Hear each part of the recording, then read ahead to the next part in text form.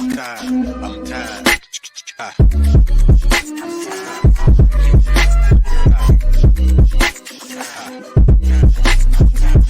The Late Morning Program with Nam Ras Podcast.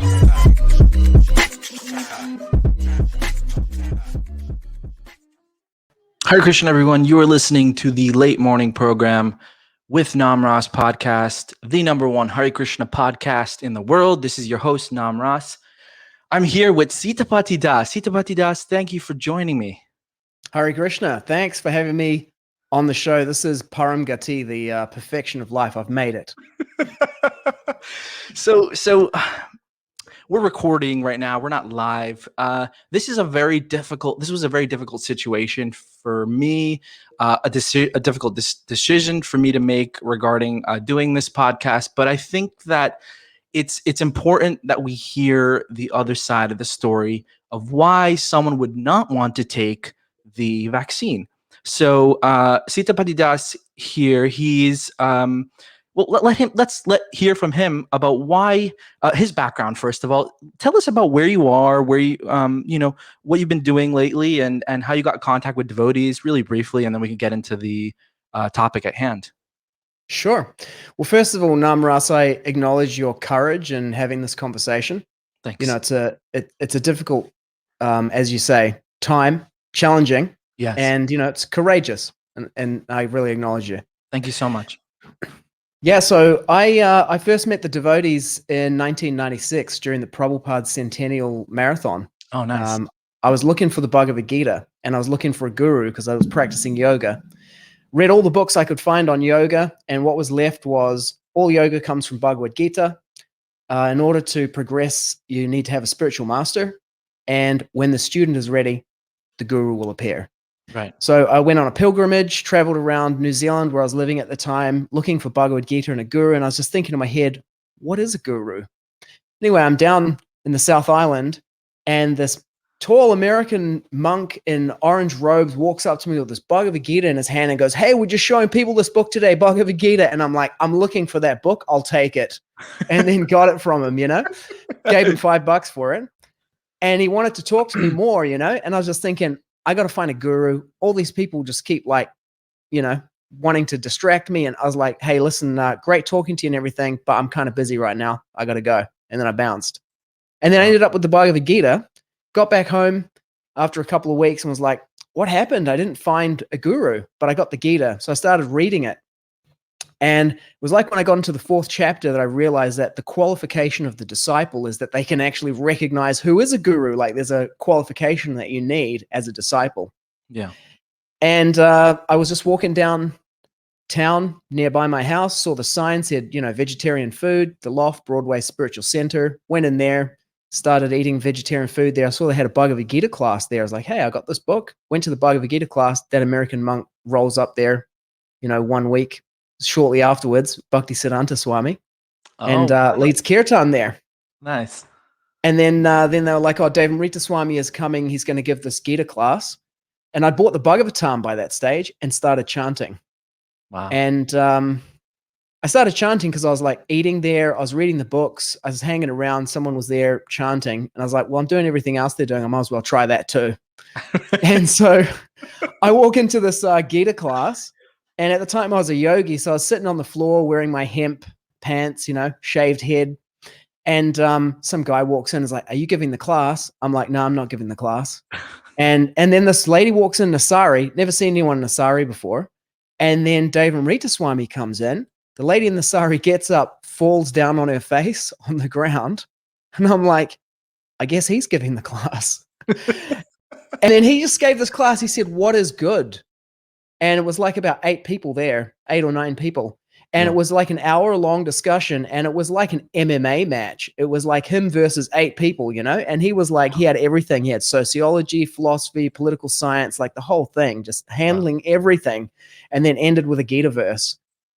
Then everyone goes out of the room. It's just he and I left. And then, one of the devotees who did service at Loft came in and goes, oh, this is, the guy that I was telling about. He's like, I know. And then they went out, and then I just said to him, if what you say is true, then there is nothing to do in this world except to tell people about Krishna. And he said, yes, that is what you should do. And then I was like, okay, I found my guru. Wow. Amazing. So that's how that happened. Nice. And that was now like 97. Okay. So let's talk, the last, 18 months or whatever has been really difficult for everyone regarding the whole situation in the world and things like that. So I guess my first question would be like, who are you to be speaking on this topic? Not to sound rude, but who are you, like, what is your qualification to speak on this, the vaccine and the injection when you don't have a medical background? Okay, it's a great question. And one of the things that, just to speak just to that first point that you made, like super difficult time that we're in right now. Yeah. I'm so grateful that I met the devotees and read Prabhupada's books starting in 97 and just like immersed myself in them, because in my own experience of life, that has been like the perfect preparation for what we're going through right now. One of the things that I got from the Bhagavatam is that, there's perfect questions, perfect answers. Questions themselves come from a particular context. So even to ask the question like, what is your qualification to speak on something? That question itself comes from a particular context. I mean, I'm a human being, I'm a devotee, but kind of implicit in that question, what's your qualification to speak about vaccines and medicine, that kind of thing, is this idea that things should be evaluated based on the qualification of the person rather than what they say. But that as an epistemological, epistemology is Brahmana, or how we know things, is expert testimony, like hearing from authorities, which in the Guru Sadhu Shastra is part of the, it's Pratyaksha, Anuman, and Shabda. It's part of Shabda, or hearing. But that's not actually a scientific epistemology. Like, if you have a look at Einstein's theory of relativity or Isaac Newton's equations about gravity, we don't care about what's Einstein's qualification to present his theory of relativity. He was like a clerk working in the Swiss Patents Office at the time. But in science, things are evaluated on their actual merits rather than who says it. Right. And so, I mean, for most human beings, they don't have the time or the inclination to go and examine actual data and details themselves. So they do a shortcut version, which is, let me hear from someone who should know the answer to this, and then, I'll just take whatever they say. Right. Then I don't have to do the work myself. But that's not how science actually works. And, the scientific revolution that took place it was at the time of Sri Chaitanya Mahaprabhu, the Renaissance that happened around the world. They went away from the hearing from authorities to doing actual science with the scientific method. So, I mean, if you're approaching this like, who is this person and what's his qualification to speak on it, you're going to miss the whole thing. Right. Because what's your qualification to make decisions about things that are important for you and your life and your family? That's really what happens when you're asking that question. In the back of your mind is going to be that. What's my qualification to make a decision about what's important for me, my life, and my family? I don't have one. I'm not a doctor. I'm not a scientist. Listen, you may not be able to understand all of science as it is now, but when they started science, it was possible for a single person to know everything that there was to know at the time. Now, you can't do that now, but you can take the scientific method and apply it to any area of life and gain an understanding of that. So you can take the scientific method and apply it to, the problem that we're facing now, making decisions about medical, treatments. Should I take it? Should I not take it? Right. And come to some conclusion for yourself. So if I was to say that I have any qualification to speak about this, I've just done that work for myself. Right. And you might come to a different conclusion if you do it. But what I want people to get from this conversation is I want them to see a human being who has done that, and then that they can see that a human being can do that, and you can do it too. And I don't know what conclusion you'll come to out of it. I'll share mine. But the most important thing is the method. So you're saying that the merit should be based upon what the person's saying rather than the qualification of the person. Well, who the person is, yeah. Right. It's kind of like Shudras speak about they can speak something that Krishna says out of the Gita, and then that's perfect. But you can't say that, well, this person, what is their qualification? Therefore, what they said is nonsense. What does Chanakya Pandit say? He says one should accept gold from a filthy place, a worthy wife from an unworthy family, and wise words even from a fool. Right. Okay. So, yeah. I mean, so then what we've been hearing lately is that from the GBC SPT is that, okay, there are all these qualified doctors, and they are saying that we should take the vaccine. So why would someone as a devotee try to be like, oh, I'm not sure, when these are devotees telling you, these are people we care about, these are people we respect, telling us to do this? Yeah, I get it. Look, I think the issue there for me is that you're conflating two different epistemologies there. One is the epistemology of the authority that comes from the scientific method, like medicine, doctors, science, Tell us briefly what epistemology is for those listening. Yeah, so epistemology is how we arrive at knowledge. So there's like knowledge, which is content, like things that we know. But more fundamentally to that than that, philosophically, is how do you arrive at valid knowledge? And in any commentary on Vedanta, it begins with, the epistemology, like what are valid means of knowing? Right. And so in the scientific method, the valid ways of knowing are pratyaksha, or direct empirical observation, and anuman, logical inference. So you create hypotheses, you do experiments to validate whether the hypothesis, accounts for the observations. And hypotheses are evaluated based on their explanatory power and their predictive power. That's the scientific method. And then, there's a third level, which is Shabda, or hearing from authorities. And in Jiva Goswami's Tattva Sandarbha, he breaks that down into a number of different hearing from, things your parents told you, things that everyone knows, the wisdom of the village, that kind of thing. Right. And Krishna talks to Nanda Maharaj about that in the Govardhan Puja Leela. He says they're doing the puja to Indra, and Krishna says, where'd you get this from?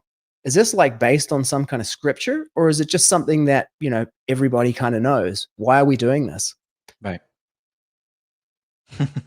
And then Krishna says, like, because Nanda Maharaj is like, well, everyone knows this, And Krishna says, listen, people who do things because everyone knows it and they don't actually understand what they're doing, they don't get the result that they're out to get. And that's like an argument against like just doing what everybody says you should do. Right. So the conflation that's happening here is you're taking the authoritativeness of the scientific method. Like the scientific method does produce very powerful results in the material world. But now what you're doing is, instead of using the scientific method, you're now turning it into like a religion, like a priestly class, and saying we should now hear from the authorities. But that's never been the method of science. The method of science is, here's a reproducible experiment that you can do yourself to validate the results, not that you believe what someone else says. Once you get into believing what someone else says, you're in a different domain. You're no longer in a scientific domain. Right. Like the mantra, trust the science. It's literally the most unscientific thing I've ever heard. There's no trust the science in science. Science is based on skepticism and doubt, uncertainty, testing things, not trusting things.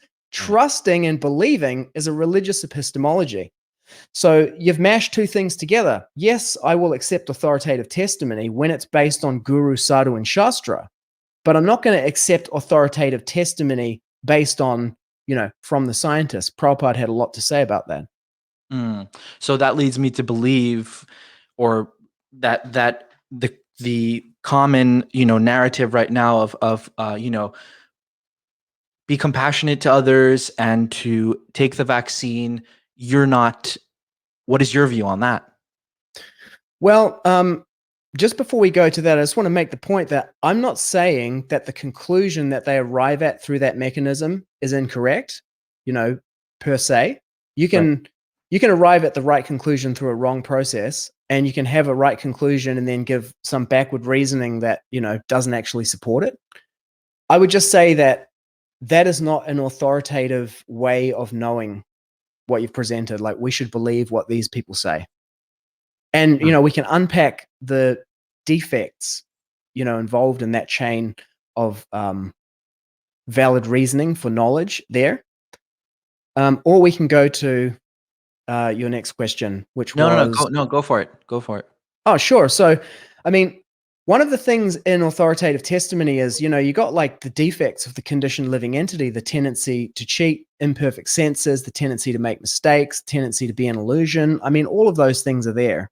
Right. And the scientific method tries to rule those things out, by eliminating the sources that they come in through in experimental design. And then there's another thing, which is deception. And fundamentally, you can have two different hypotheses about the world in any situation. Everything is exactly the way that it seems to be and can just be accepted on its face value. Or there is this thing called deception, which is like from like a atheistic scientific perspective, they would say it's like an evolutionary strategy. But it just exists. We all know that, right? Deception, it gives you an advantage in a lot of situations. So deception exists. And how do you control for deception? Like my wife was initiated by Kirtanananda Swami back in the day. Right. And I've spent a lot of time talking with her about, like, how did things go the way they did and how did they not get detected? And what were people thinking and how were they acting at the time? Like, looking into that, like, to see how do people go? Like, I was like, my wife, she's like, looking back at it now, it seems crazy. I don't know how I went along with that. It's so obvious now. And I was like, okay, I can get that. But what I really want to know is, how did it happen? And how do you stop that from happening while it's happening? And I mean, the first place you have to start from is accepting that deception is a thing. And whenever you are gathering knowledge or information about the world, you have to control for deception. You have to control for it. And then if you're going to accept authoritative testimony from, doctors or whoever, you need to control for where did they get the knowledge from? So you go back to the primary source.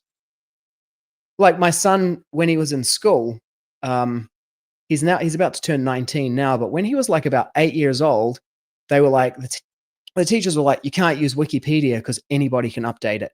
They could put anything in there.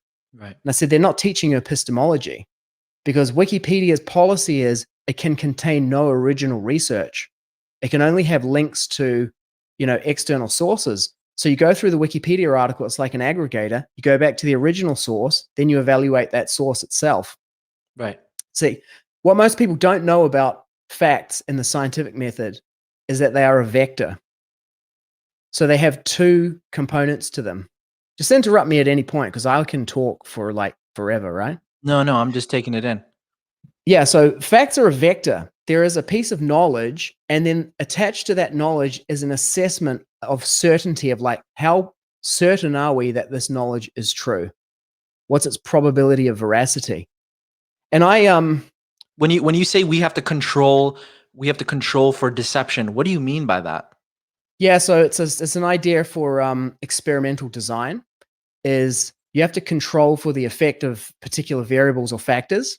Right. So controlling for deception would be like, for example, let's just take mainstream news, right? Any mainstream news source, let's say CNN.com. So you can have a theory about CNN.com that everything that's printed on there is true and you should just accept it as it is. Or you may develop a more sophisticated theory of CNN that it has a particular economic structure and it serves a particular political interest, that it serves to advance, which is like any business does that. It advances the interests of the owners, right? Yeah. It would be unethical if it didn't. But they obviously don't make that like super well known, right? Right. It occurs for Because there are most people like it's, There are people that think that everything on CNN is true. yeah, they think they basically conceive of it like an altruistic public service. Right. That's what they think it is. But it's a for-profit business owned by people who own other businesses. And if I was a business owner and I had CNN, I'd be an idiot if I wasn't using CNN to advance my other businesses' interests. I'd be crazy. Yeah. Of course they are. So in order for you to control for the veracity of CNN, or to develop a more sophisticated theory about what its particular agenda and biases and slant is, you would go through and you would take any story that you get there, and then you would go to the primary sources and research it as deeply as you can to find out how closely their presentation corresponds to what you can find out from other sources. Right. And then in that way, you would start to develop a more sophisticated theory about, CNN and the information that comes from CNN. So you would have the information that comes from CNN plus some kind of evaluation of its veracity, probability of being true. And I got real clear on this. I went to a PhD summer school in Greece in 2012, and we were doing projects around semantic web. They brought a scientist from IBM, and he was one of the guys who worked on Jeopardy. So they put an artificial intelligence called Watson into the Jeopardy competition against the human grandmaster. And I think the robot won in the end. They downloaded tons of the internet onto the computer. It didn't have an internet connection. They downloaded all Wikipedia, heaps of other stuff. And he said they had 7 different algorithm pipelines for getting an answer. Now, the robot can always press the button faster than the human can. But in Jeopardy, if you get the wrong answer, you lose points. So he said the most difficult thing for them to do, they could generate an answer like that. Right. But the most difficult thing for them to do was to program the computer for the computer to go, you know what?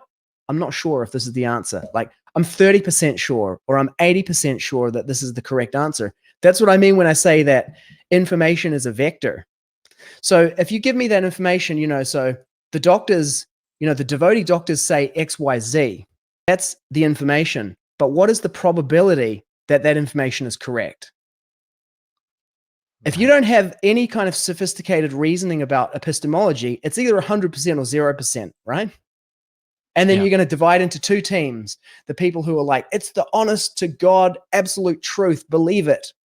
And then the others who are like, it's false, it's fake news. And then you kind of like, you got to pick one. You got to flip a coin and choose one or the other, You have Yeah. That's the issue. That's the struggle right now for everyone, or at least devotees that I know, because on one hand, the leaders are telling us a certain thing, that, okay, this is saved, this is what we should do, this is what all devotees should do. And then there's the other side where it's, maybe we should question, maybe we should be a little bit skeptical. That's what where the problem lies, I think.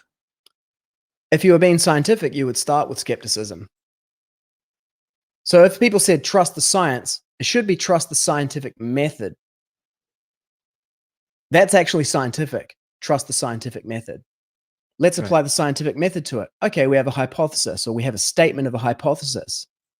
I don't care who these people are. Their qualifications are meaningless to me, because I can find other doctors who'll say something completely different. But okay, they have made a statement of a hypothetical statement. And Prabhupada starts the Gita like that. He says, the way of understanding the Bhagavad Gita is given in the Gita itself. Arjuna accepts Krishna as the Supreme Personality of Godhead.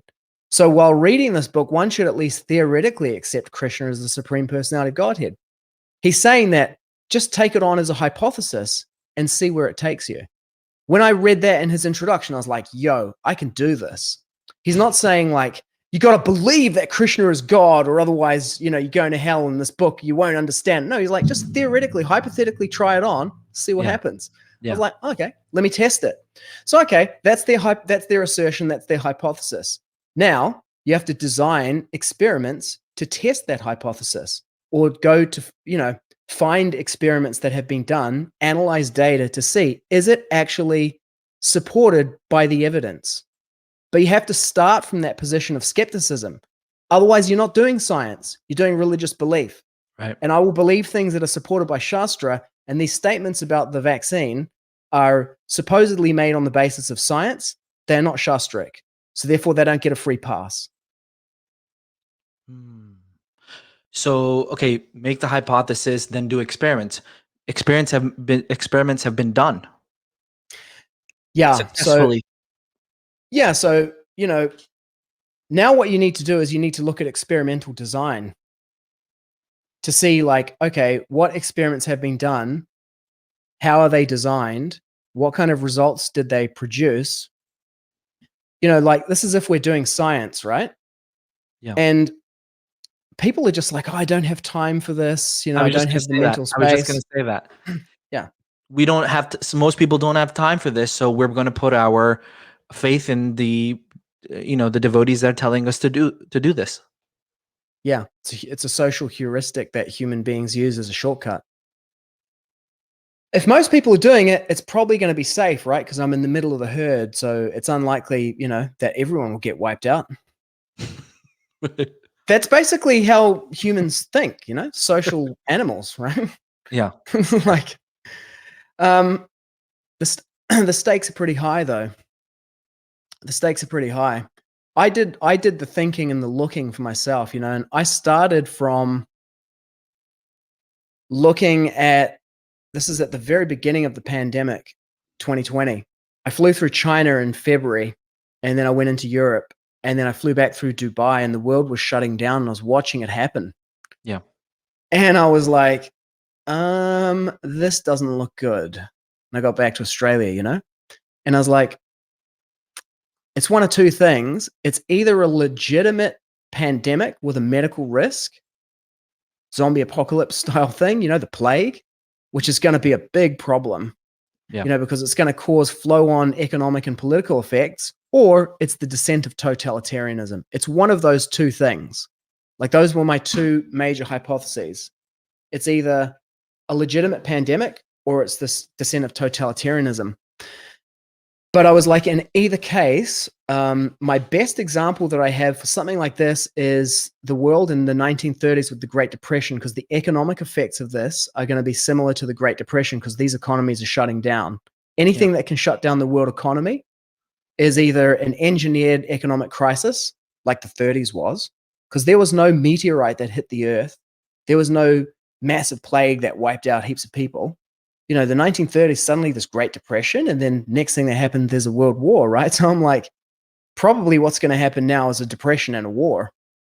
And since we're living in Australia, like, what I know from history is that the only reason that we speak English here and that we live here is because the Americans needed Australia, to get to Japan. But otherwise, we're on the edge of Asia here. So this political situation here is going to completely transform. So I was like, I had that, and then both my wife and my son needed the hospital because, our son has type 1 diabetes. And so, he is at the hospital every 3 months. And then sometimes if anything goes wrong with his control, I got to take him in there. So I was like, I need to do like a full on risk assessment here. And I need to actually get to the source of this. Cause it's real easy to just roll through your life and be like, my life doesn't really depend on this. Like, I can just do these things and there's no consequences. Ultimately, we are not the body. We are the spirit soul. We're immortal, eternal, indestructible, beginningless.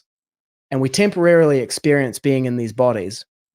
And then when you're identifying with the body and the bodies of your family members, and something happens to your child or to your partner, and it's a life-threatening situation, then you kind of like go into this place where you're like, I will do anything to keep them alive right now. Yeah. And people have been thrown into that mindset, right? And then given a solution to it, like, you should take the vaccine because that will keep you and your loved ones alive. Right.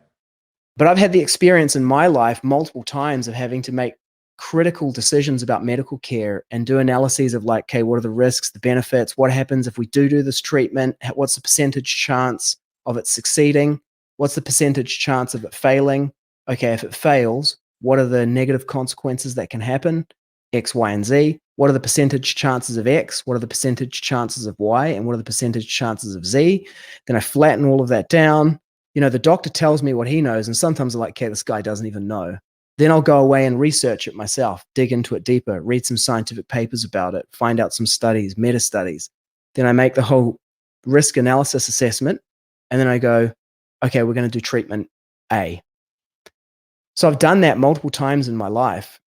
And then when this whole thing started to happen, I just applied exactly the same thing. The news was coming out of CNN, 20 doctors have died in Italy. 40 doctors have died in Italy. 60, 100 doctors have died in Italy fighting COVID. I was like, dude, if this is actually what this thing is doing, when it gets here, it's going to burn through this place like wildfire. Like, where do we need to move? What do we need to do? Right. So I wrote to the journalists at CNN, said, where are you getting these numbers from? And no reply. So I did the research myself, found out where the numbers come from. They came from the website of the Italian Physicians Association. It's in Italian, but the numbers were on there and they were just going up all the time. But they had all the names of the doctors who had died. So I started researching the doctors who were on the list. And they were like pediatricians, podiatrists, people who do feet, dental technicians. I was like, this is kind of weird. I can see an ER technician dying from COVID, fighting COVID on the front line, but a foot doctor or a dental technician. So I dig further and I find out that it's actually just a list of all of the members of the association of all time who have died during the COVID pandemic, whose death can in some way be attributed to the COVID pandemic. There's like Luciano Rivera, who's in like 96. He retired in 1992, and his last role was teaching pediatrics at a university. He's in a retirement home. 96-year-old guy dies, however he died, from whatever, but on the death certificate it says COVID-19, and he becomes another statistic in the narrative of 120 Italian doctors have died fighting COVID. Once I read that, I was like, okay, this gives me an assessment of the accuracy and the bias of the information that I'm receiving from CNN. And I just continued to do that over and over again with everything. Statistics come out about people dying from COVID. I'm like, how are these statistics collected? What is the experimental design? And not like just listening. I would listen to people, come out with their conspiracy theory or whatever. Yeah. And then I'd be like, okay, it's a hypothesis. Let me check. And then I would like dive all the way down to the primary sources, disprove things, discover things, prove things. You're just, I would say, to push back on that, you're making it too complex. Like how far does the rabbit hole go? It can just keep going. So there has to be like, to simplify everything, like who do we trust if okay, you come across some information and most of it is going to, if you follow it back down, most of it's going to be like, okay, it's either staged or changed or modified, whatever. Trust no one. Don't even trust yourself. Wake up every morning and go, I'm in the material energy and I've been captivated by Maya. And how has Maya taken control of my mind and my senses? Right. I mean, once I started looking into it, I basically stopped trusting anyone or anything. Everything was now up for grabs, because I realized I'd been living my life trusting in the material energy and the manifestations of the material energy. And I'd fallen into illusion. I was living, I had medical challenges that I had to deal with, and I called upon Krishna in those times and experienced like the helplessness like Queen Kunti prays for. But otherwise, living in Australia, the economy's good, have a job. It's like, Prabhupada said that they didn't go to the moon, but, whatever. He said that, the scientists are rascals and cheaters, but, Anyway, I like doing kirtan and eating prasadam, so let's just keep doing that. Yeah. But, it was kind of like, science has produced like the iPhone and the Zoom and everything, and the internet. It's pretty cool, so that they kind of know something of what they're doing. Anyway, when this happened, I went to like zero trust and everything. From first principles, we have to reestablish everything again. Started questioning everything. And, once I realized that the closest analog I have to what's happening right now is the preconditions of the Great Depression of the 1930s, which was followed by the 40s. That means we're at risk of like basically being absorbed into Asia as part of a Chinese hegemonic sphere in this part of the world. I was like, let me go back to World War II and have a look in detail at like the preconditions and what happened and see what other parallels I can draw between the two. I went back and started researching it and looking into it, and suddenly lots of things that Prabhupada had said about the Second World War that I'd always kind of been like, okay, another thing that Prabhupada said that kind of put it into the, the let's not worry about that basket. Suddenly I was like, dude, this guy is onto it, man. This guy is woke.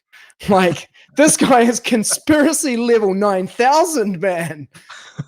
Like, Prabhupada is like, But see, yeah. I like you're using your imperfect senses to research something. So you can take it any way, like whatever way your senses or whatever your mind says to which way you think it's gonna go, that's where it's gonna go. It doesn't mean it's like, what I'm trying to say is that whatever research you do is gonna be imperfect. Yeah. So Nam, here's what you just did. You basically just said, I'm an idiot. I have no idea what's going on. Okay, I got it, right? Sure. We can take that position.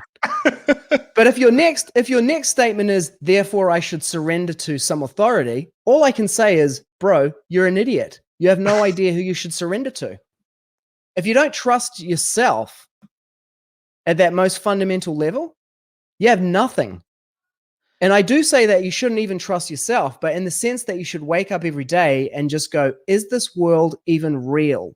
I have an experience that I'm in this body and that there's a field of experience of the senses, and I have memories of yesterday, but was I even in this body yesterday? I have no way of knowing that. Right. All I know is that I seem to be having an experience right now. That's literally all we can know, like with certainty.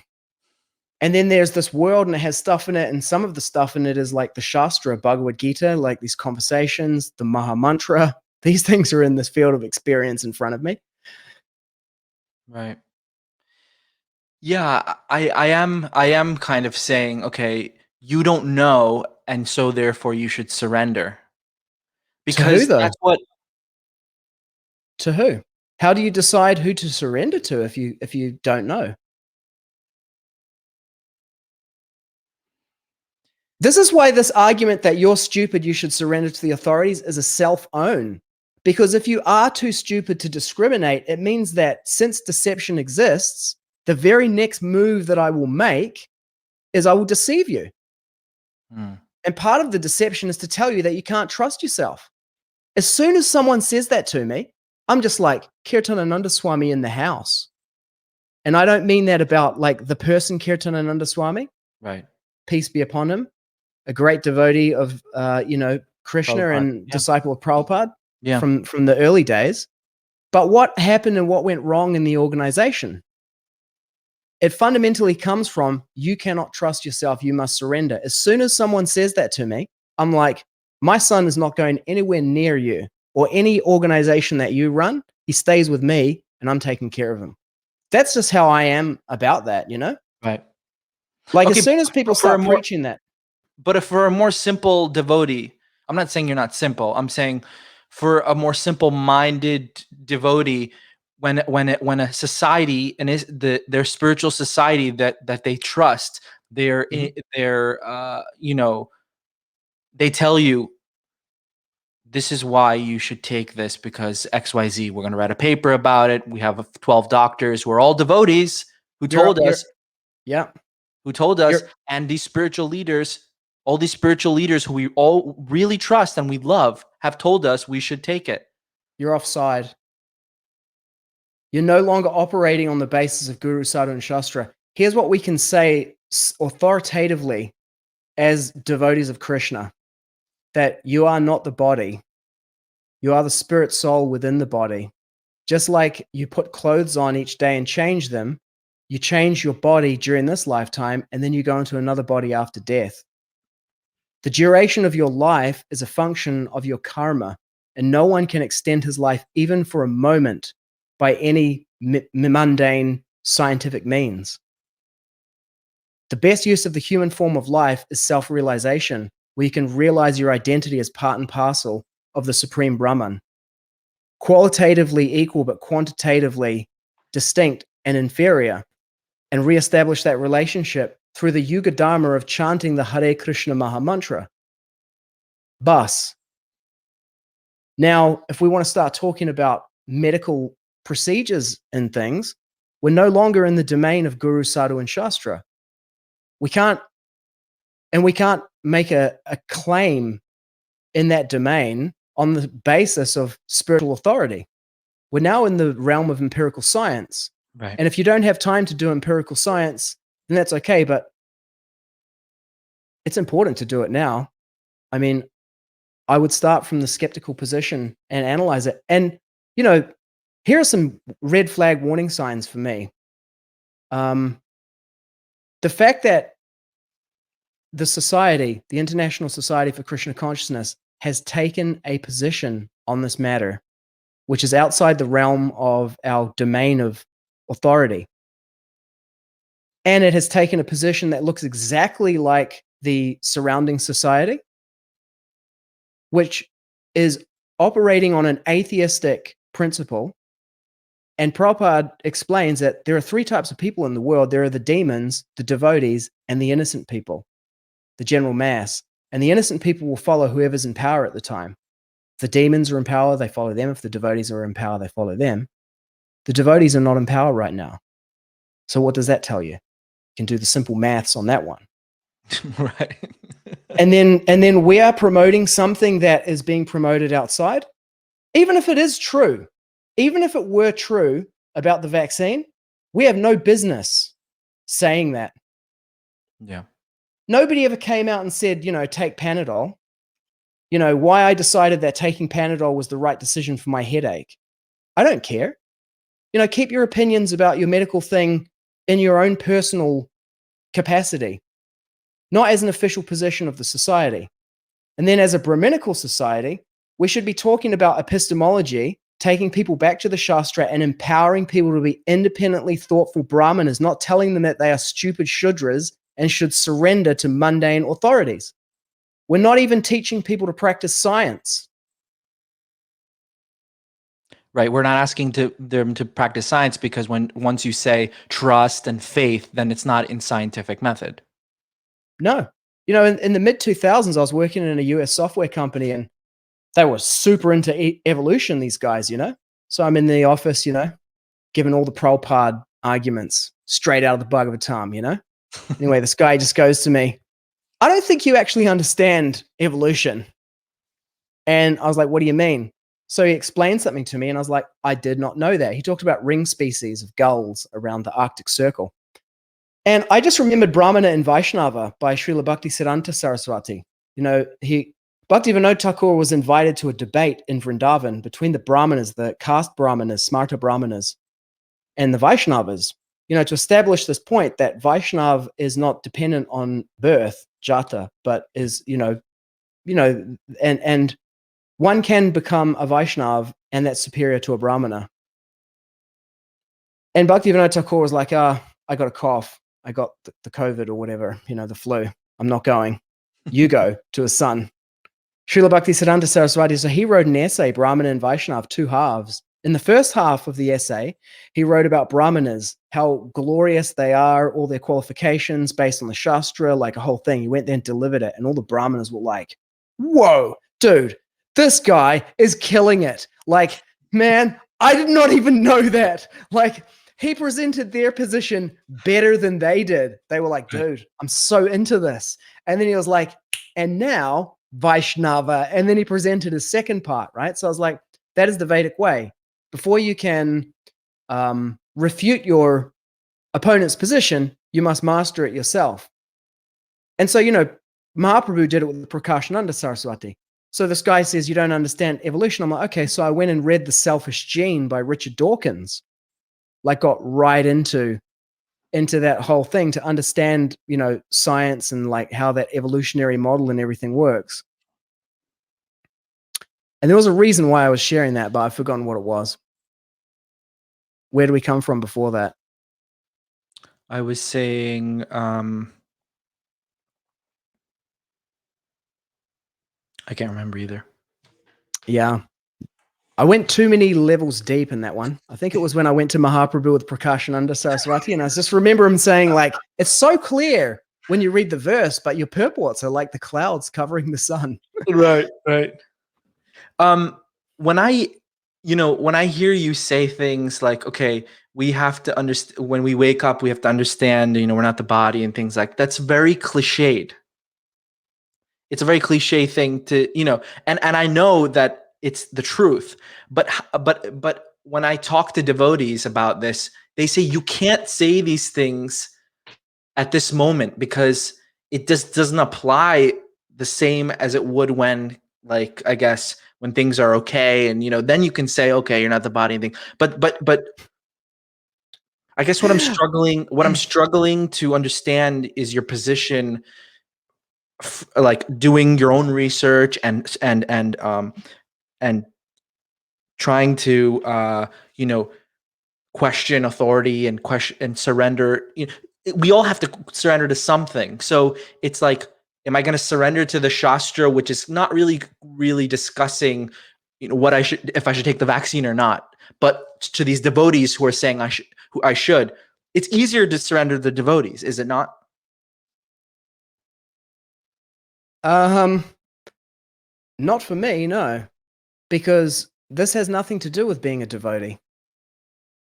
That's not the claim of this is not on the basis of Guru, Sadhu, and Shastra.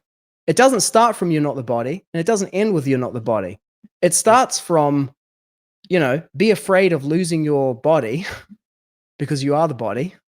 And here's something that you can take that will prevent you from losing the body. Listen, Arjuna is on the battlefield, confronted by his family on both sides. And at a certain point in there, he gets that he's actually the bad guy. Like, you know what? I've driven this kingdom to war and we're about to kill like everyone. There's no good way that this can go. And then Krishna tells him you're not the body. He doesn't tell him you're not the body when like they're just like chilling out and everything's all good. People are like, oh, you can't talk about that now because it's a difficult time. Bro, this is what it's for. Prabhupada said that this Krishna consciousness movement will save humanity in its darkest hour. This is what we've been training for. This is why we're here. You want to have an independently thoughtful society of Brahmanas, they need to be saying that, your claims that you're making are overstated. If nothing else. See, like in that, if you want to go to that letter, that position statement. Oh, yeah. In that, there's that one point number 5, which definitely is disqualified. Let me see if I can find my version of it. Position statement on COVID-19 vaccination by devotee doctors. Recommendations by medical devotee doctors affiliated with the International Society for Krishna Consciousness, ISKCON, founder Acharya, His Divine Grace, A.C. Bhaktivedanta Swami Prabhupada. So the undersigned medical doctors. Can you just say where is this from again? I know I sent it to you. I'm just trying to find it again. Sorry. I have it in the messaging app. Right. I'm just finding it. Okay. Point number 5. There's currently no evidence. Okay. Yes. Point number 5. If anyone wants to refer to that, it's the position statement of COVID-19 vaccination by devotee doctors. Yeah. Sorry. Go ahead. Yeah, so like, even if you start at the top, it says, as of April 12, 2021, 135.4 million people have been infected worldwide with 2.9 million deaths. Okay, so how are those statistics collected and constructed? That would be the first thing that you would examine, right? But that requires research. I'm going to just show you one thing here that requires no research. Point number 5, there is currently no evidence that any of the COVID-19 vaccines cause fertility problems or alter DNA. This is a logical fallacy called argumentum ad ignorantium. And that is, absence of evidence is not evidence of absence. There's no evidence that they have an impact on fertility, and there's no evidence that they don't. It's unknown. If you were going to be straight and truthful, satya, the last leg of religion in Kali Yuga, you would say, we do not know what effect this has on fertility.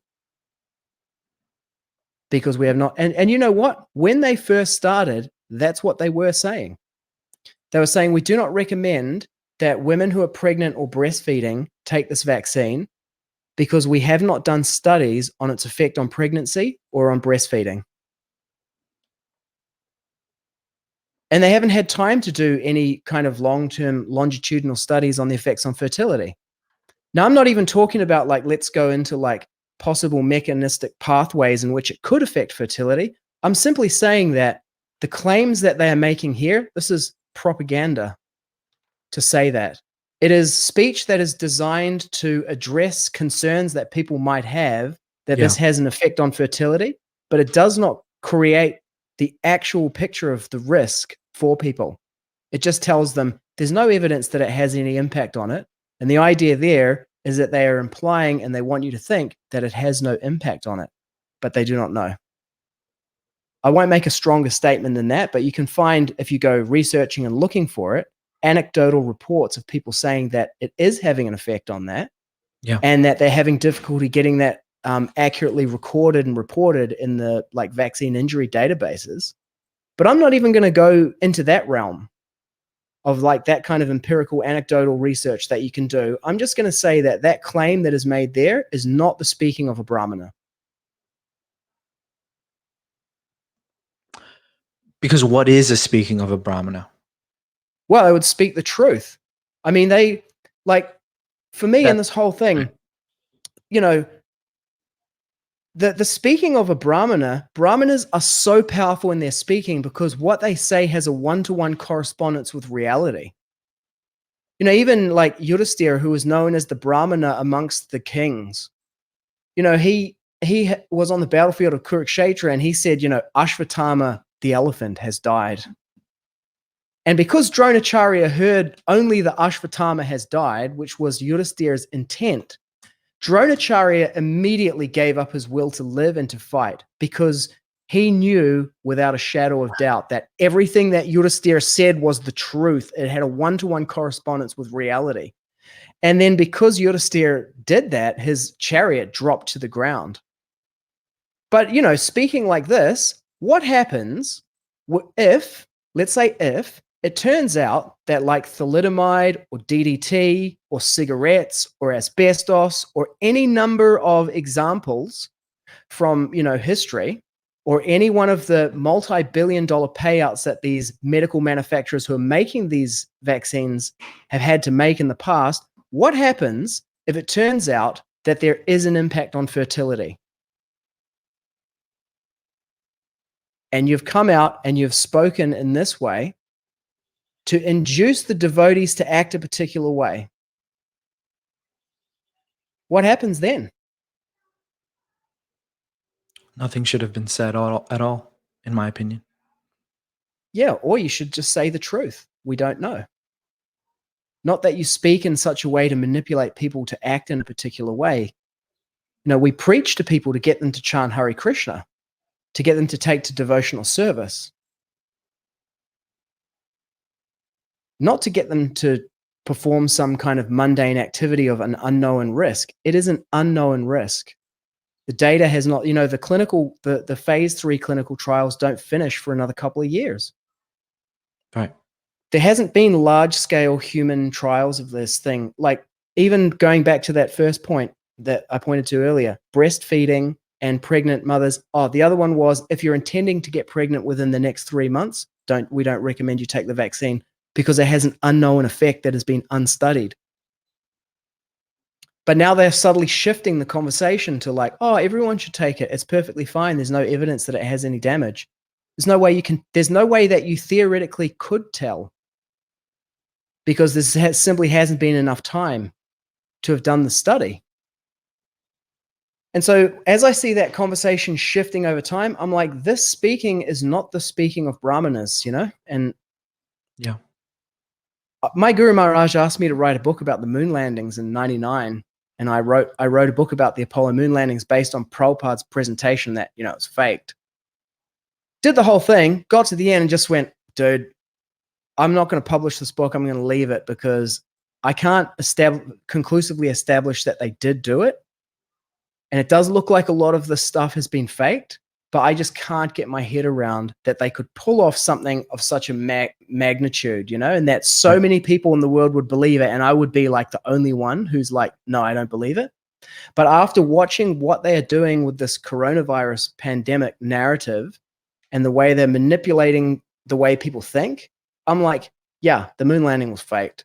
I don't know what and how exactly in the details, but watching them do the Italian doctors dying and then shifting the narrative around the vaccine, I'm like, nah, I don't trust them. I don't believe it anymore. If Prabhupada was right, it's the world of the cheaters and the cheated, and they are rascals.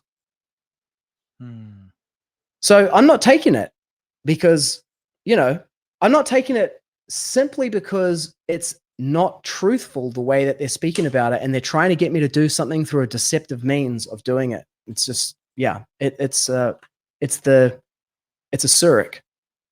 It's Tamasic, the method that's being used. Right. Do you want to address any of the other points? Pick one. If you,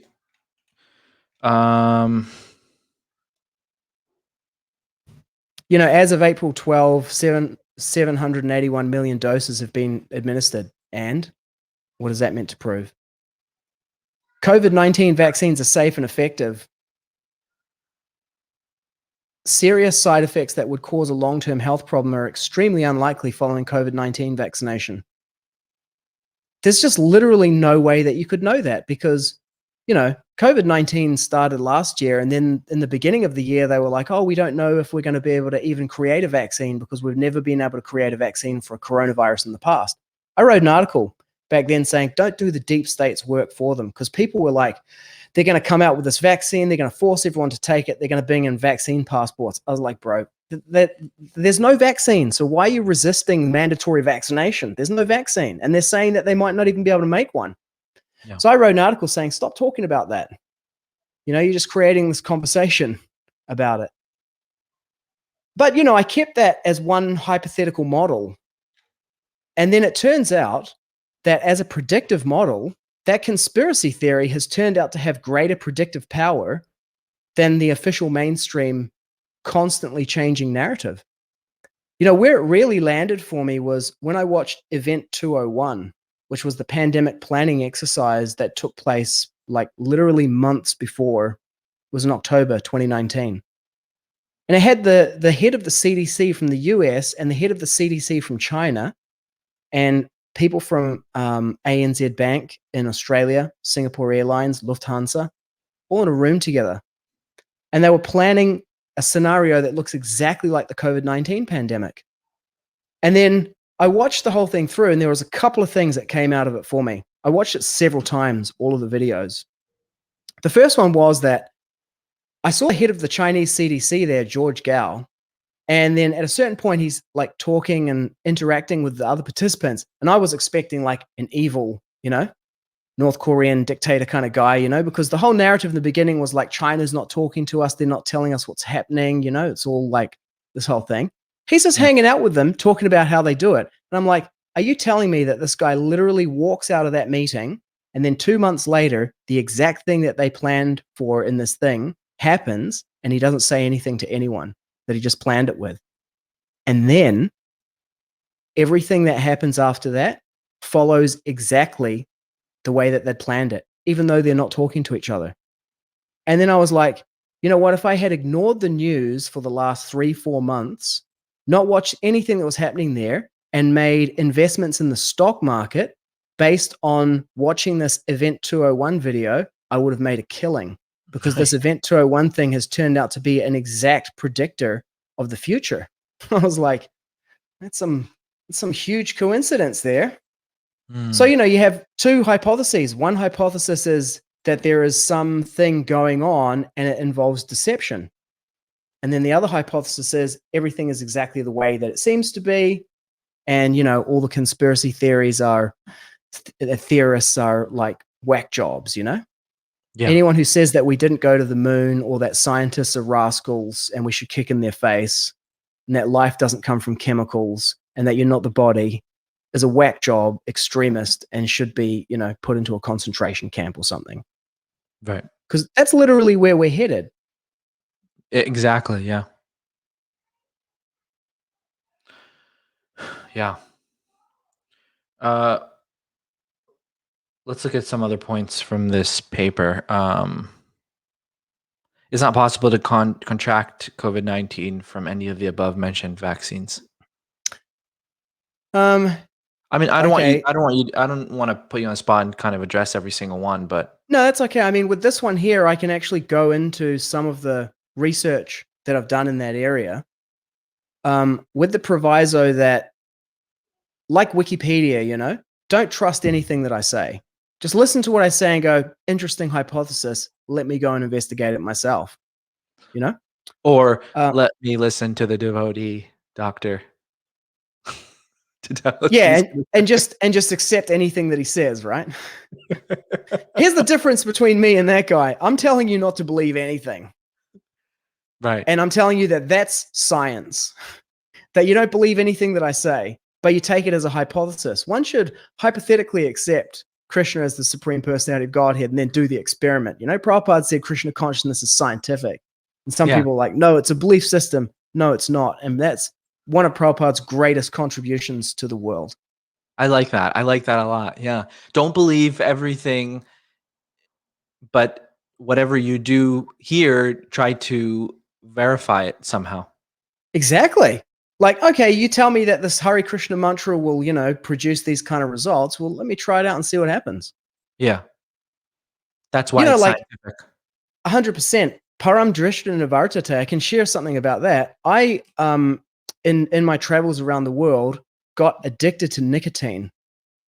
And I started it by chewing this nicotine gum because a guy at work was like, it increases your fine motor skills and your cognitive abilities. I'm like, okay, let me try that then. So I just chewed, a little bit of it. And I was like, wow, my typing speed increased 15%. I changed my keyboard layout at work because I was programming, and then I was like, wow, this is amazing. So, I got into it like that. And then later on in that Wikipedia article, it says, yeah, and by the way, it's more addictive than heroin. So I started out cycling it, like I'd take some and then I'd have like, so many days on, so many days off like that. But then the physical dependency kicked in and then I was just like fully addicted. And the way that I broke that addiction from that was through the chanting of the Maha Mantra. When I first met the devotees back in 96, 97, I gave up drinking alcohol, smoking marijuana by starting chanting japa. So the way I did this was I started creating promises of chanting 2 rounds. Like I will chant 2 rounds in the next 15 minutes. And then doing that, I got it down to the point where I know I'm 100% reliable to chant 2 rounds of the Maha Mantra in 10 minutes. So now with another devotee, I chant all my japa like that. I create a promise. I will chant 2 rounds in the next 10 minutes. And then I chant those 2 rounds. And then I stop. And then I, report back to that devotee and say, I kept my promise. And I just do that 8 times and I've chanted 16 rounds. And as a householder, it works really well because my wife and my son now know that when I'm chanting, I cannot be interrupted because I have a vow of rata that must be fulfilled or destruction will ensue. Like, it's like this vow will be fulfilled or I or the universe will be destroyed. And I cannot be interrupted and it's only going to be for 10 minutes. So if you really need anything in 10 minutes, you can get me, So my japa has so much power now. It's fully uninterruptible and it works with my life and the people around me. And I started doing that and then bam, nicotine was gone. Wow. It works. Param Drishta Nivartate. Yeah. Like it's an experiment, It's you do the experiment in the laboratory of your own life. I think the main thing that people are dealing with is like, how can I counterattack and battle men who are worthy of my worship like Bhishma and Drona? Even for devotees who are like, okay, there are some devotees who are just like, who really, their material nature is such that they're not thoughtful, very deeply thoughtful. They're not going to do the research. It's just not their nature, They're just Right. like, look, I just want to know what to do, right? Right. And then amongst those devotees, some of them are like, yeah, but I got a bad feeling about this. Like, I feel like I'm being railroaded into something, you know? I Yeah. read that statement that Guru said that Prabhupada took a vaccine, and so that's why he's doing it. But, you know, Prabhupada might have taken a vaccine, but he didn't write an article about it telling other people to take it. You know, Prabhupada took a vaccine, sure, but where's his why I decided getting vaccinated for the Hong Kong flu was the right decision for me? No, he didn't do that. So you're not following Prabhupada, you know?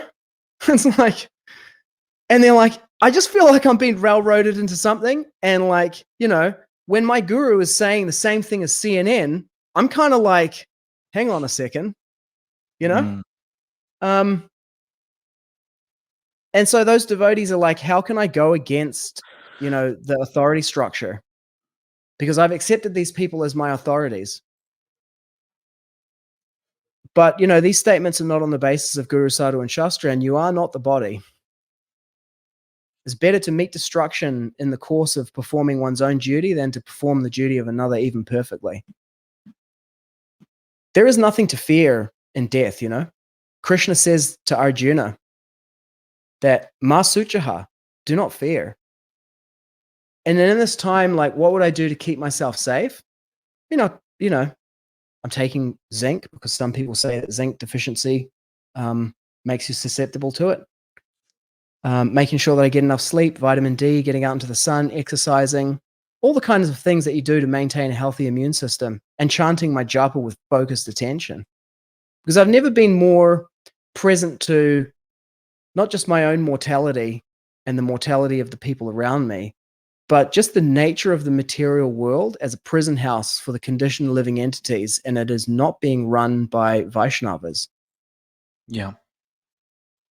And if there was ever any group of people on this planet who have the literature that depicts what happens when demonic forces try to take over the earth, you know, like when Hiranyakashipu suppressed the worship of Vishnu on the surface of the earth as means of conquering it.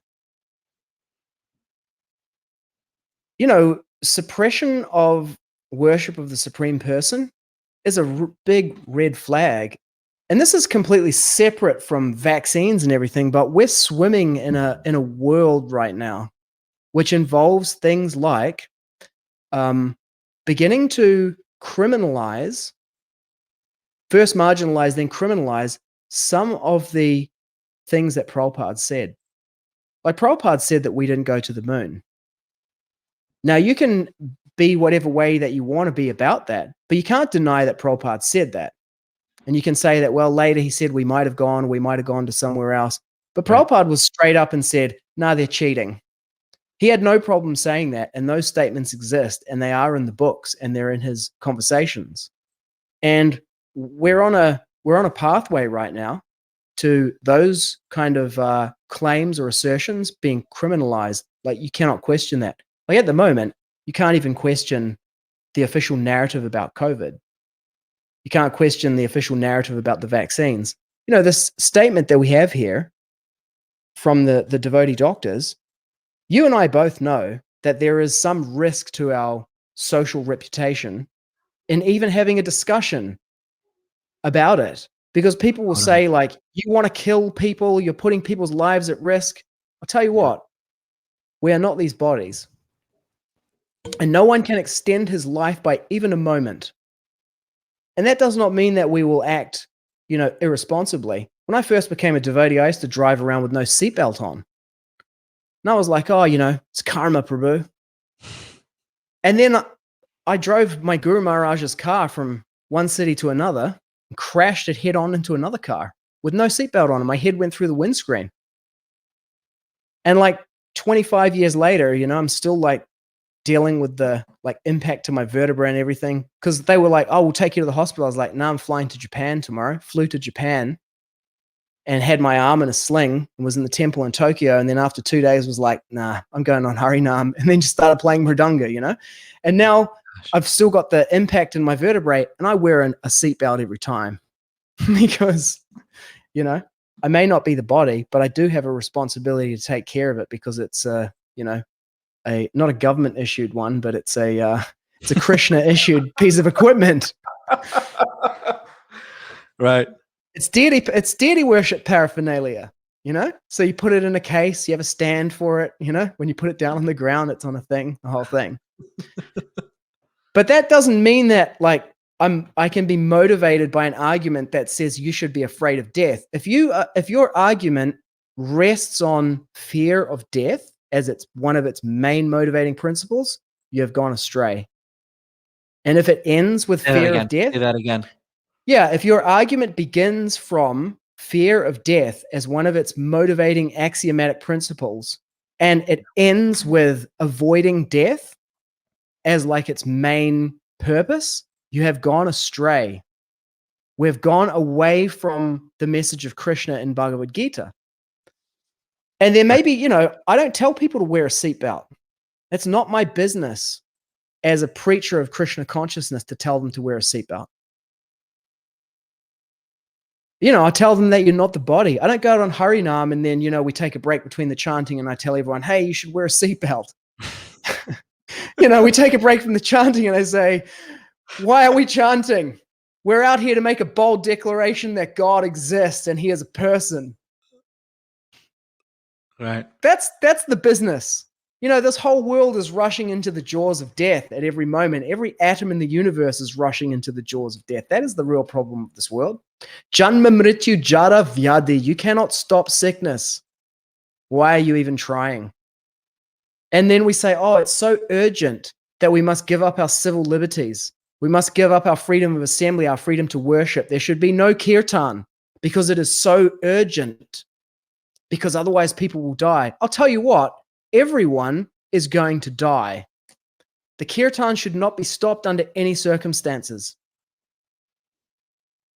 The only time I see kirtan being stopped is when Hiranyakashipu is trying to invade the earth, or when the Chankazi is like, you know, trying to stop them from doing it. And Chaitanya Mahaprabhu responds by doing more kirtan. So you think it's not the right thing? I mean, there's been kirtans where in the earlier times of COVID where there was a kirtan and it's spread COVID everywhere and a lot of people got sick. Well, that may or may not be true, right? From a skeptical position, I do not know without inspecting it. And even then, it would be difficult to fully control for causation and correlation. But even let us just accept that that is true. Yeah. Right? Srimad Bhagavatam 132. I was just reading it this morning, where Prabhupada says, well, the verse itself says, let me pull it up here. Srimad Bhagavatam 132. It's in the purport. Prabhupada, oh no, it's not 132. Anyway, I can't find it, but it's a verse in the Bhagavatam that says that Prabhupada in the purport says, as the Christian says, what profiteth it a man to gain the world if he loses his eternal soul? You know, it's actually in that Bhagavad Gita verse that says on this path there's no loss or diminution. That's where it's found. You know that, okay, so you went to a kirtan and then you died. You know, well, guess what? According to our philosophy, the philosophy in Prabhupada's books, the one that the International Society for Krishna Consciousness exists to propagate in this world, as distinct from what you can get everywhere else, according to our philosophy from there, you're going to die. And you're going to die when the time is allotted for you to die. And our fervent desire is that we should be chanting the holy names and remembering Krishna when that happens. What are we going to do? We're going to stop all the kirtan and have no kirtan, and then what? People are going to live forever and remember Krishna somehow? Just, this is like, now we're not in a scientific thing anymore. I've abandoned all that kind of thinking. This is the Luke Skywalker puts down his thing, you know? And then they're like, Luke, you've turned off your targeting computer. What are you doing? And he's like, it's okay, you know? He's like, I know what I'm doing. There's Obi-Wan Kenobi, use the Force, Luke. This is that moment where you have to have this like connection to a mystical reality that's like, dude, we're in a simulation right now. This body that you're trying to protect, it's not you and it's not real, and this whole world is not real. And what you're about to do is you're about to turn off the process of self-realization and reconnection for the human population on this planet. At the same time, that it is plainly obvious to anyone with two eyes in their head and a brain that's actually switched on and has read Prabhupada's books, that there is some kind of overarching agenda being executed on this planet. And, let's go like fully into the Bhagavatam. It's an agenda that is antithetical to self-realization and to the execution of the Yuga Dharma. So, what are we going to do? Sit in our bedrooms and do nothing? We're scared to have this conversation because we might get in trouble. It's like, dude, we have bigger problems on this planet right now. I don't know how to reply to some of your statements. Yeah, because you're probably going like, dude, this sounds like, okay, yeah, I read that too. No, it sounds like what someone who is following the philosophy of Krishna consciousness would say. But what boggles my mind is that why aren't more people thinking like this? Or even why aren't our leaders and if our leaders are speaking like this, they're either being silenced or they're being kicked off their positions or. Yeah, listen, if I want to hear propaganda about why I should take the vaccine and how it's safe, even though there hasn't been proper studies done, and that, there's no evidence that shows that it has any impact on fertility, I don't need to go to the International Society for Krishna Consciousness for that, nor do I expect to get it from there.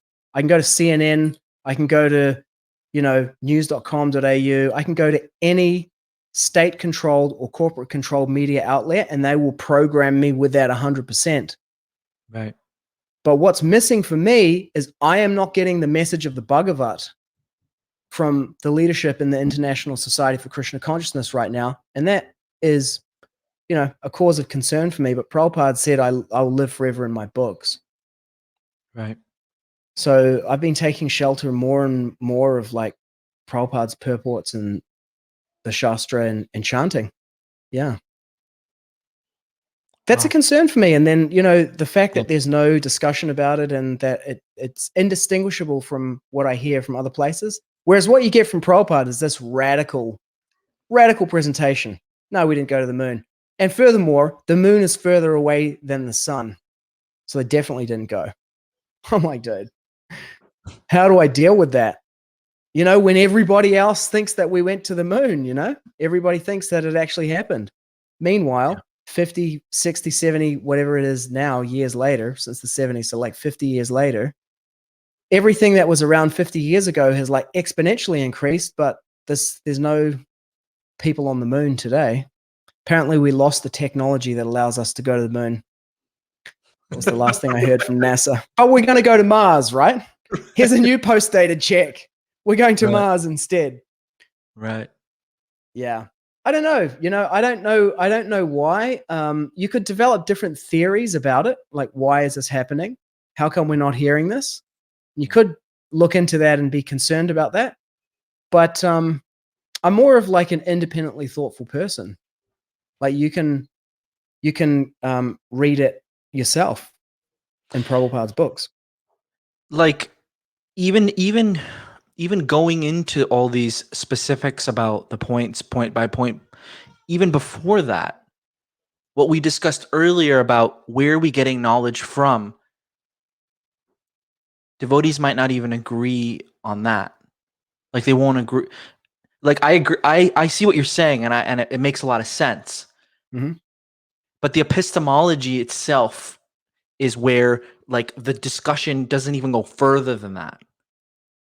With when you're trying to, like, for example, with this podcast, now I'm going to put out a announcement that if there are any devotee doctors who want to come in and talk about their side of the story compared to what you're saying. Yeah, I want to hear from a doctor presenting on the basis of science the actual degree of certainty for each of the statements. Like there are statements in here that some of them lead nowhere. I don't care how many doses have been administered. You know, as far as like the collection of the statistics for how many people have been infected and died, I want to know about the experimental design and the factors. I examined those, you know, the economic factors and everything involved in it. Like at primary sources, I was like, this would not pass peer review into a scientific journal as an experiment.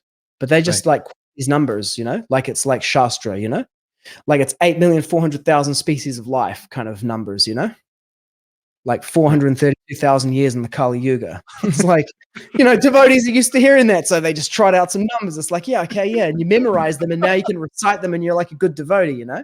And then you memorize all the different slogans like, you know, stay home, save lives, you know, be kind, you know, flatten the curve, you know, all those kind of like slogans, you just memorize them and now you're a devotee of something.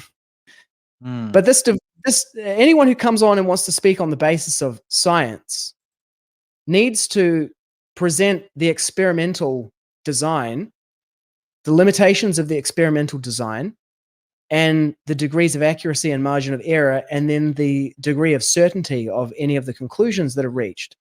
That's actual science. The science is never settled. People are like, oh, the science is settled. You know, they've gone from like, with like, for example, climate change or anything like that, where they're like, yeah, we have so much amount of science. So like now they can just say, oh, we have like literally months of science has been done, you know, and we did it all in parallel. You know, we had like so many people mobilized around the world and communicated freely, and they weren't competing like they normally were, and they were able to marshal all the resources they did. So we got the whole thing done in months. You know, like decades worth of science has been done in months, and, you know, they're perfectly safe and effective. It's like, it's not possible theoretically to know that they're safe and effective. It's just such a bold-faced lie. They're not even pretending to do science anymore. As a scientist, I'm disgusted. It's crazy. The lying has become so intense now. And they're just leaning into people's social conditioning and their fear of rejection or standing out from the crowd. Yeah, and then it's a real thing. Let's go full conspiracy here. Then what they've done is over time, they have engineered their way into all different kinds of organizations around the world through different mechanisms. This is a hypothesis, right? This is a hypothetical model that you look at it and you go, does this explain what's happening and what kind of predictions does it make? And let me see if it corresponds and it's useful in reality. But, you know, this hypothesis is that those personalities who are behind this push, you know, this overarching kind of agenda that seems to be executed on the face of the Bhumandala right now, that, you know, they've infiltrated various organizations through various mechanisms, funding, cognitive infiltration, and are now using all those different organizations to push their message. Media organizations, religious organizations.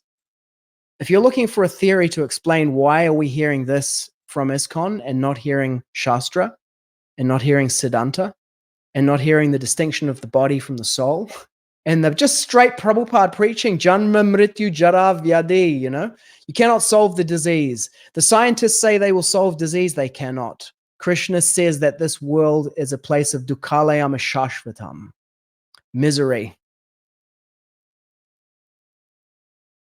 We're not hearing that. Why not? You know, devotees are like, oh, how come we're not hearing that? Does that mean that that's not actually what we should be thinking or focusing on right now? No. Something has gone astray, and it's not the Siddhanta and it's not Prabhupada's books. They have remained the same. And in those books, Prabhupada still says that they faked the moon landings, or that they went somewhere other than where they said that they were going. How are you going to deal with that? See, once you go down this pathway of this other epistemology that the leadership is promoting right now, where that takes you to is it takes you away from Prabhupada. At an epistemological level, it's a philosophical deviation. Now I sound like Bhakti Vikas Swami, you know? Everybody was like, Sitapati's a liberal devotee, you know? He's friends with Amara Das, you know, Galva.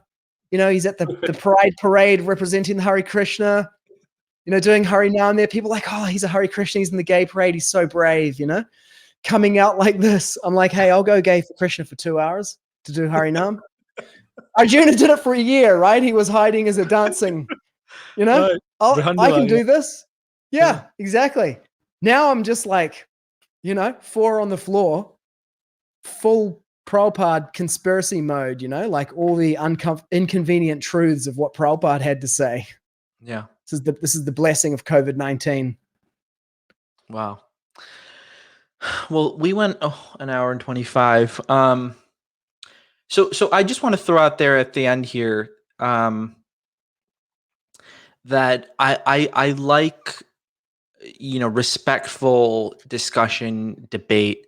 Another point a friend was making that debate now, why was debate so important in ancient India? Because people wanted to come to conclusions by hearing the different sides. But nowadays, debate is kind of like almost non-existent with even with such a thing as what we're talking about right now. Like we don't see very much of that. And it's unfortunate that we can't see that. But I'm trying in my own little way in the devotee community that we can talk about both sides. So I urge anyone who wants to come and talk to Sitapati Prabhu and present the other side in a really respectful way and talk about it in a scientific way, and let's see what kind of discussion we can have in that, and if someone wants to come on and talk about it. Anyways, Sitapati Prabhu, any concluding thoughts from you? I really thank you, by the way, for putting your neck out there and coming on the show. Yeah. I had to deal with myself thinking about that. What are the consequences of this? Go back to the second chapter of the Gita. Considering your specific duty as a Kshatriya, there's nothing better for you to do than to fight for religious principles without hesitation. Right. 2 things. The fact that there is no debate about this, and that the argument that is used to shut down debate is that it's so dangerous, people could die, people might be misled by what you say. It starts with a fear of death, and it ends with, you must act to avoid the death of the material body. That's tamasic. So the fact that there's no debate on this thing is itself a big red flag about it. Like, I have no problem arriving at some kind of conclusion. Yeah. My son takes daily insulin injections, made from a synthetic genetically engineered bacteria in Scandinavia. I took my son and my wife to the company where they make that insulin and met with the CEO and the staff there and thanked them personally for keeping my son and hundreds of thousands of other children and adults around the world alive with what they do. Wow. And they are instruments of Krishna, because no one can extend their life even for a moment. But Krishna says in Bhagavad Gita, I am the healing herb, and that's like an extension of that. So I'm not like anti-science or anti-medicine by any stretch of the imagination. Yeah. But this is not science. And the epistemology is off scientifically. And more importantly, the epistemology is off in the fundamental epistemology of Krishna consciousness. And I think that, I know that you are courageous in doing this podcast, with whatever kind of concerns that you have about yourself and your own, reputation or what it might mean, or, is a CIA black ops team going to come by and put you in the swimming pool, like, who knows? And I really acknowledge your courage in doing this and in really embodying what Prabhupada wanted to create, which is a society of independently thoughtful men and women who speak on the basis of their personal realization from practicing what is found in the Shastra and in Prabhupada's instructions to us. Yeah, and in its darkest hour, this movement will save humanity. And this is what it looks like. Thank you so much.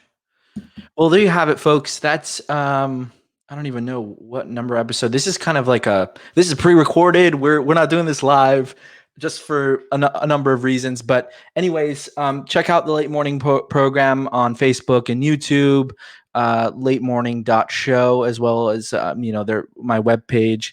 And Sitapati Prabhu, hopefully we'll be seeing you again, having someone else present the other side, and I think it would be a great discussion. Yeah, I'd love to come on and discuss it with someone, you know? It's one thing to be in your bedroom practicing your chops against like a straw man. It's another thing to actually go into the street, you know? I'm up for it. 100%. Awesome. I'm going to turn off the recording, but stay on. Hare Krishna, Hare Krishna, Krishna Krishna, Hare Hare.